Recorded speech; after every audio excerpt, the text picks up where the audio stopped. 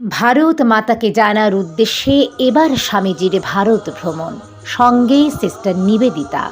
টানা 6 মাস হাঁটার পর পৌঁছলেন কাশ্মীর।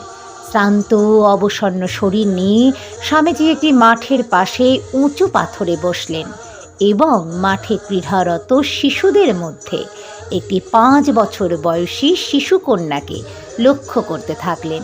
মেয়েটির মা তাকে একটি পাত্রে খাবার দিয়ে যান।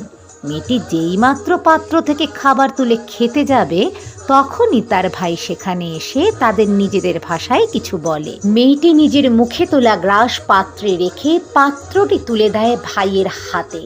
এই দৃশ্য স্বামীজিকে এতই মুগ্ধ করে যে তিনি চিৎকার করে বলে ওঠেন, আমি পেয়ে গেছি আমার দুর্গা, আমার ভারত মাকে।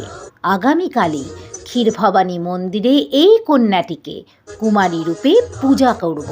মেয়েটি মুসলিম, তবুও সামাজিক প্রতিকূলতা ভেঙে স্বামীজি কিন্তু তাকেই পুজো করেছিলেন।